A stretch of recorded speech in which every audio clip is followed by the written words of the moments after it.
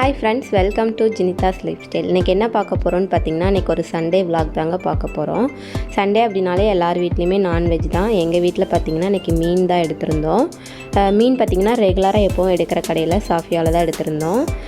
Sunday அப்படின்னாலே பொதுவாக ஹஸ்பண்ட்க்கு அன்றைக்கி ஒரு நாள் லீவு அப்படிங்கிறதுனால கொஞ்சம் நல்லா தூங்கி முழித்து லேட்டாக தான் போயிருந்தோம். இங்கேருந்து மீன் மார்க்கெட் பார்த்திங்கன்னா கொஞ்சம் லாங்காக இருக்கிறதுனால எப்போவும் வந்து சாஃபியாவில் தான் எடுப்போம். அங்கே தான் வந்து மீன் எடுத்திருந்தோம். என்ன மீன் எடுத்திருந்தோம்னு பார்த்திங்கன்னா சீலா மீன் தான் 1 kg எடுத்திருந்தோம். கொஞ்சமாக குழம்பு வச்சுட்டு அப்புறம் வறுத்துக்கலாம் அப்படின்ட்டு எல்லாம் வெயிட் போட்டு அவங்கக்கிட்ட கட் பண்ணுறக்கும் கொடுத்துட்டோம். இங்கே பார்த்திங்கன்னா மீன் நல்லா ஃப்ரெஷ்ஷாகவே இருக்கும். அப்புறம் மீன் வாங்கிட்டு வீட்டுக்கு வந்ததுமே பார்த்திங்கன்னா சாப்பாடும் அடுப்பில் வச்சிடலாம் அப்படின்ட்டு கரண்ட் அடுப்பில் தான் இன்றைக்கி வந்து ரைஸ் வச்சுருந்தேன். இது ஒரு பக்கம் சூடாகட்டும் தண்ணி, அதுக்குள்ளே பார்த்திங்கன்னா மீன் வாங்கிட்டு வந்த மீனை நல்லா கழுவி எடுத்துக்கலாம். இந்த சீலா மீன் பார்த்திங்கன்னா குழந்தைகளுக்கு கொடுக்குறதுக்கு கொஞ்சம் நல்லாயிருக்கும். அதனால தான் இப்போ இந்த மீன் வந்து கொஞ்சம் அடிக்கடி எடுத்துக்கிறது. சிக்கன் மட்டன் பார்த்திங்கன்னா கொஞ்சம் ஹீட்டாக இருக்கிறதுனால இப்போ எடுக்கிறதில்ல. வாரத்தில் ஒரு நாள் நல்லா மீன் கொஞ்சம் செஞ்சு நல்லா சாப்பிட்டுக்கிறது. இந்த கல்யாணத்துக்கு முன்னாடிலாம் பார்த்திங்கன்னா அம்மா மீன் வாங்கினாங்கன்னா நம்ம அந்த மீனை கையை கூட வைக்க மாட்டோம். நான்வெஜ்ஜாக இருக்கட்டும் மீனாக இருக்கட்டும் எது எடுத்தாலும் அம்மா தான் வந்து எல்லாமே இந்த மாதிரி க்ளீன் பண்ணி கழுவி எல்லாமே சமைச்சு தருவாங்க. இந்த கல்யாணத்துக்கு அப்புறம் பார்த்திங்கன்னா எல்லாம் கழுவுறதுலேருந்து வறுக்கிறதுலேருந்து எல்லாமே நம்ம தான் செஞ்சு சாப்பிட்ற மாதிரி இருக்குது. அப்போ தான் அம்மா சொல்லுவாங்க, கல்யாணம் பண்ணி போனால் தான் அம்மாவோட அருமை தெரியும் அப்படிம்பாங்க. அது உண்மைதாங்க. இப்போ தான் அம்மாவோட அருமைலாம் தெரியுது. ஒரு வழியாக பார்த்திங்கன்னா நல்லா மீனுமே உப்பு போட்டு நல்லா க்ளீன் பண்ணி குழம்புக்கு தனியாக வறுக்கிறதுக்கு தனியாக எடுத்து வச்சுட்டேன். இங்கே பார்த்திங்கன்னா ரைஸ்க்கு வச்சுருந்த தண்ணி நல்லா கொதிச்சிருச்சு. நான் வந்து ரைஸ் ஊற வச்சுருந்தேன். இது வந்து ஒரு சிலர் வந்து என்ன ரைஸ்ன்னு தெரியல அப்படின்னு சொல்லியிருந்தாங்க.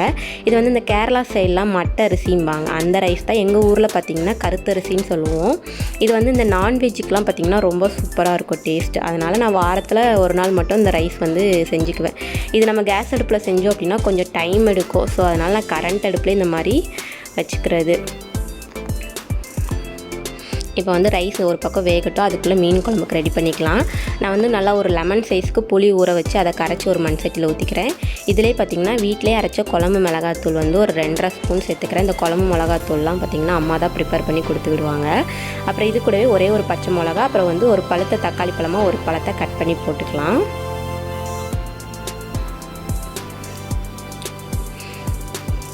இந்த குழம்பு பார்த்திங்கன்னா சிம்பிளாக தான் இருக்கும். பட் ஆனால் டேஸ்ட் ரொம்ப சூப்பராக இருக்கும். உங்களுக்கு எந்த அளவுக்கு தண்ணி வேணுமோ அந்த அளவுக்கு தண்ணி ஊற்றி இந்த மாதிரி கலந்து இப்போ இதை அடுப்பில் எடுத்து வச்சுக்கலாம். இப்போ இந்த குழம்பு ஒரு கொதி வர்றதுக்குள்ளே நம்ம இதுக்கு ஒரு தேங்காய் பேஸ்ட்டு மட்டும் இப்போ அரைச்சிட்டு வந்துடலாம் வாங்க. ஒரு மிக்ஸி ஜாரில் நான் வந்து 2 துண்டு தேங்காயை இந்த மாதிரி பொடிசாக கட் பண்ணி சேர்த்துக்கிறேன். இது கூடவே சின்ன வெங்காயம் ஒரு 10லேருந்து 15 சேர்த்துக்கலாம். ஒரு கொத்து கருவேப்பிலை, அப்புறம் ஒரு துண்டு இஞ்சி, ஒரு 1/2 ஸ்பூன் வந்து மிளகு சேர்த்துக்கிறேன், ஒரு 1/2 ஸ்பூன் வந்து ஜீரகம், அப்புறம் ஒரு 5 பல் பூண்டு மட்டும் சேர்த்து நல்லா நைஸாக தண்ணி ஊற்றி இதை அரைச்சி எடுத்துக்கலாம். அம்மா பார்த்திங்கன்னா இதெல்லாம் அம்மியிலே அரைச்சி செய்வாங்க. அப்போ அந்த குழம்பு வந்து இன்னுமே டேஸ்ட்டு சூப்பராக இருக்கும்.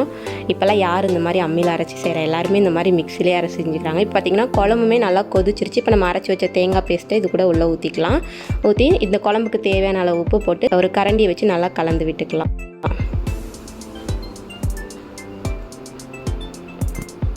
இப்போ குழம்பு நல்லா கொதித்து ஓரளவு எண்ணெய் பிரிஞ்சு வரட்டும். எங்கள் வீட்டில் சண்டே அப்படின்னாலே இந்த சிக்கன் மட்டன் எது எடுத்தாலுமே பார்த்திங்கன்னா இந்த வறுக்கிறது எல்லாமே எங்கள் ஹஸ்பண்ட் தான் எனக்கு வந்து கொஞ்சம் செஞ்சு கொடுப்பாங்க. நமக்கு வந்து ஒரு ஆள் ஹெல்ப் பண்ணுறப்போ கொஞ்சம் நல்லாயிருக்கும். அதனால் எங்கள் வீட்டில் பார்த்திங்கன்னா இன்றைக்கி மீன் வறுவலுக்கு வந்து எங்கள் வீட்டுக்காரங்க தான் மசாலாலாம் போட்டு நல்லா பெரட்டி அதை கொஞ்சம் நேரம் அப்படியே வெயிலில் காய வச்சுருவாங்க. அப்போ அந்த மசாலா நல்லா அதில் பிடிச்சிருமா, அப்போ வறுக்கிறதுக்கு டேஸ்ட்டு சூப்பராக இருக்கும். நல்லா பிரியாமல் அந்த மசாலா எல்லாமே எண்ணெயில் பிரிஞ்சு வராமல் நல்லா சூப்பராக இருக்கும். மோஸ்ட்லி எங்கள் வீட்டில் பார்த்திங்கன்னா சண்டே அப்படின்னாலே 2 பேருமே சேர்ந்து தான் வேலை செய்கிற மாதிரி இருக்கும். அவங்க வந்து இந்த மாதிரி வறுக்கிற ஐட்டம்லாம் சூப்பராக செஞ்சு தருவாங்க. அதனால் நமக்கு ஒரு ஆள் ஹெல்ப் பண்ணுறப்ப நல்லாயிருக்கும்ல. இந்த மாதிரி எல்லா மீனுக்குமே பார்த்திங்கன்னா வெறும் மிளகாத்தூளும் உப்பு மட்டும்தான் நாங்கள் அன்றைக்கி போட்டு மீன் வறுத்துருந்தோம். இந்த மீன் பார்த்திங்கன்னா வறுக்கிறதுக்குமே டேஸ்ட்டு சூப்பராக இருக்கும். எல்லா மீனுக்குமே இந்த மாதிரி மசாலா தடவி கொஞ்சம் நீங்கள் வந்து ஃப்ரிட்ஜில் வைக்கிறதுனா கூட ஃப்ரிட்ஜில் வச்சுக்கலாம். இல்லை அப்படின்னா என்னை மாதிரி கொஞ்சம் நேரம் இந்த மாதிரி வெயிலில் வச்சிங்க அப்படின்னா அந்த மசாலா எல்லாம் நல்லா செட் ஆயிரும். அதுக்கப்புறம் நம்ம வறுத்தோம் அப்படின்னா சூப்பராக இருக்கும்.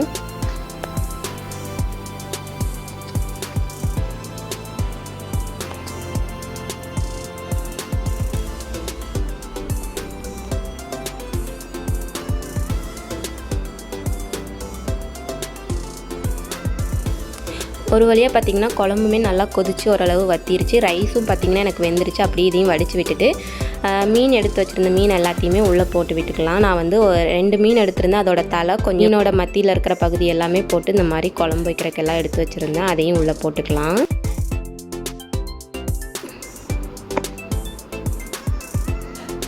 இப்போ அடுப்பை அப்படியே சிம்மில் வச்சோம் அப்படின்னா மீன் நல்லா வெந்துடும். ரைஸும் பார்த்திங்கன்னா நல்லா வெந்துருச்சு. அப்படியே வடிக்கிறதுக்கு போட்டுட்டேன். குழம்பு பார்த்திங்கன்னா சூப்பராக ரெடி ஆயிடுச்சு. இப்போ இதை அப்படியே ஒரு தாளிப்பு கொடுத்துக்கலாம். ஒரு பேனில் கொஞ்சமாக நல்லெண்ணெய் விட்டுக்கலாம்.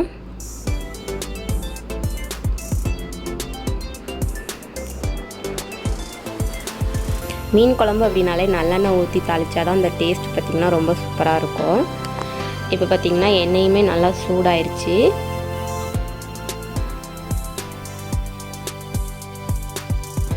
இப்போ பார்த்திங்கன்னா எண்ணெய் நல்லா சூடாயிருச்சு. இப்போ இதில் கொஞ்சமாக கடுகு, கொஞ்சமாக வெந்தயம் போட்டு நல்லா தாளித்து விட்டுக்கலாம். இது கூடயே ஒரு கொத்து கருவேப்பிலை போட்டு நல்லா தாளித்தோம் அப்படின்னா மீன் குழம்பு சூப்பராக சுட சுட ரெடி ஆயிருச்சு.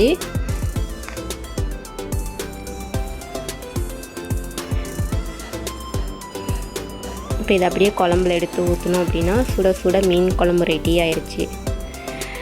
இந்த குழம்பு பார்த்திங்கன்னா சிம்பிளாக தான் இருக்கும். பட் ஆனால் டேஸ்ட்டு பார்த்திங்கன்னா அட்டகாசமாக இருக்கும். அதுவும் நம்ம மண் சட்டியில் செய்கிறதுனால இன்னுமே டேஸ்ட் வந்து நமக்கு எடுத்து கொடுக்கும்.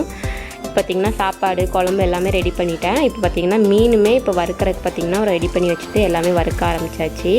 பார்த்திங்கன்னா மசாலா ஒன்று கூட நமக்கு பார்த்திங்கன்னா அந்த எண்ணெயில் பிரிஞ்சு போகாமல் சூப்பராக வந்து நல்லா மொறு மொறுன்னு சூப்பராக சுட சுட பொரிச்சு கொடுத்தாங்க. சாப்பிட்றதுக்கே அவ்வளோ டேஸ்ட்டு சூப்பராக இருக்கும். இந்த மீன் பார்த்திங்கன்னா சூடாக பார்த்திங்கன்னா அந்த கருத்தரிசி சாப்பாடோட அந்த மீன் குழம்பு ஊற்றி சாப்பிட்றப்போ அவ்வளோ டேஸ்ட்டாக இருக்கும். இது வந்து நமக்கு நிறைய சாப்பிட முடியாது. பட் கம்மியாக சாப்பிட்டாலும் டேஸ்ட் பார்த்திங்கன்னா ரொம்ப சூப்பராக இருக்கும். இந்த நம்ம நார்மல் ஒயிட் ரைஸை விட இந்த கருத்தரிசி சாப்பாடு அவ்வளோ சூப்பராக இருக்கும்.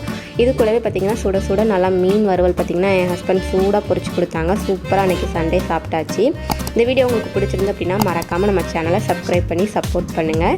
இன்னொரு இன்ட்ரெஸ்டிங்கான வீடியோவில் பார்க்கலாமா? பாய் பாய்.